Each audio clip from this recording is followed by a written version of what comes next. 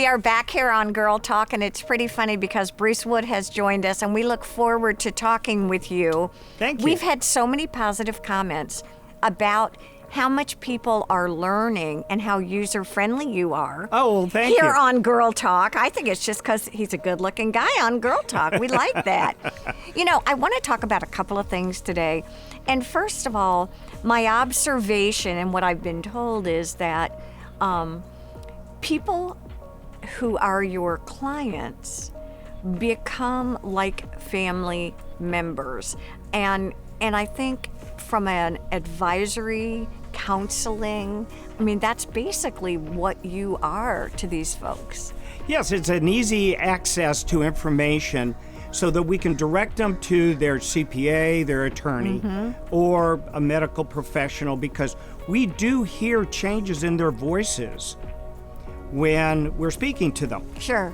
So we can tell right away whether they're not exactly where they should be in life. Well, what's really interesting about this is, you know, we've even gotten questions. We were talking before, and Jeremy's like, what's the difference between a trust and a will? And you were like, oh my gosh. So let's address some of these things. You know, I don't know the legal terminology on this, but a will is a directive that acknowledges your existence and that you want to pass assets to your family members. Okay. A lot of people use joint tenancy with right or survivorship. We call that a poor man's will. That's not good. Okay. All right, everyone should have a will.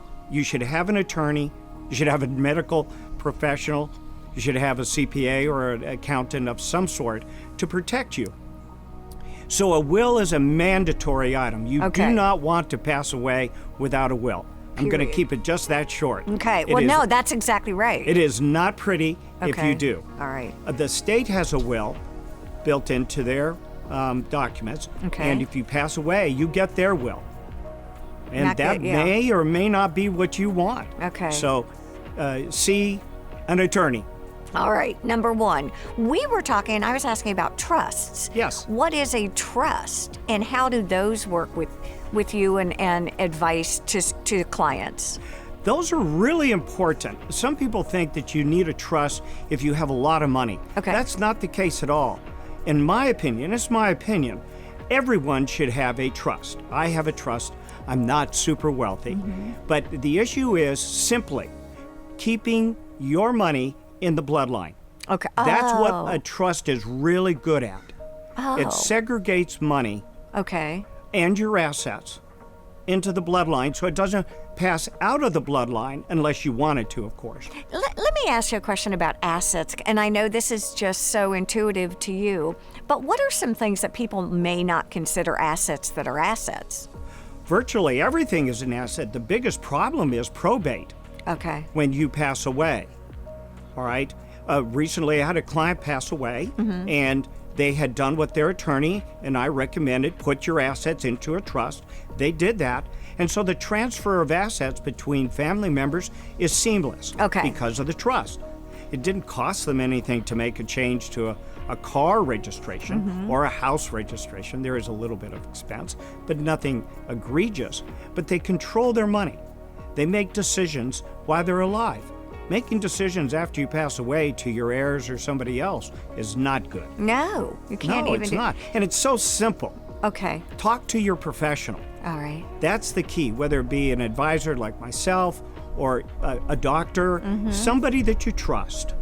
So it was interesting as we were talking, you were sharing that you've had a couple of folks who have passed away, and Yes. and you were saying, I think one maybe had cars, which I never even thought of Yes. as something. Obviously, people love them, but as a pretty as an asset that they wanted in the bloodline. Yes, like you said, what is and isn't an asset? Virtually everything you have is an asset, even your clothing. All right. Tools in a garage. Actually, I've threatened my 3 children that the bird who will live to be 100 is an asset, and the one that misbehaves is going to inherit it. Exactly, the one that you misbehave. Exactly. You never know what's going to happen. So yeah, all of that's an asset. Your attorney is the best one to direct you in this area, a professional, really. But the simple part of it is, the second part of a trust, keeping the assets in the bloodline.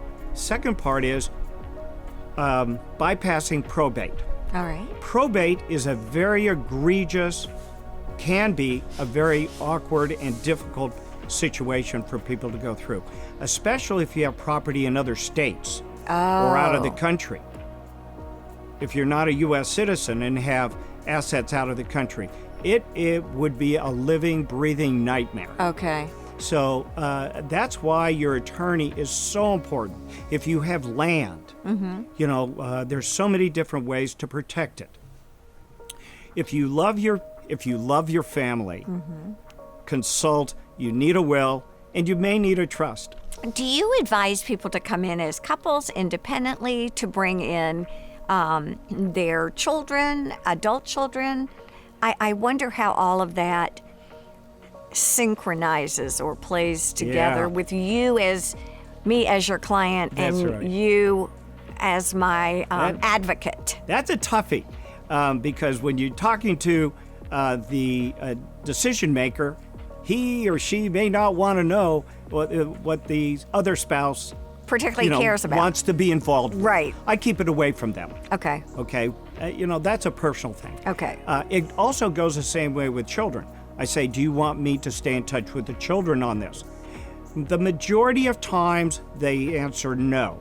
Interesting. Which I think is a mistake, but that's my personal opinion. Sure. You know, because they're going to be involved when you pass away. So why do you want to keep them uninformed? Has your business shifted, changed, evolved since you started in the business? Oh, absolutely. I started as a Merrill Lynch broker. Your job was to sell stocks and bonds. Okay.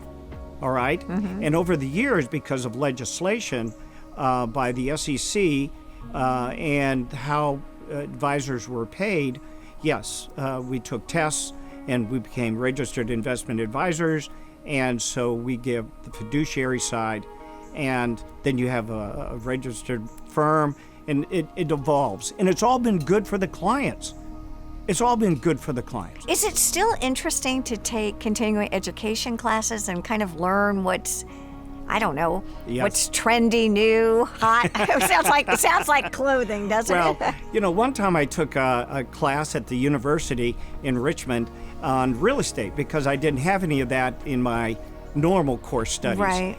And so I learned so much by yeah. just taking a class in something that I had an interest in. I tell you what, you are so much fun to talk to, and time goes so quickly. We're out of time. Again, we are very grateful to have you. We it's get great to be here with terrific you, Debbie. feedback. So if y'all have questions you want to know, we get them captive every now and then. Thank you all for joining us here on Girl Talk. Have a safe and wonderful week. Bye-bye.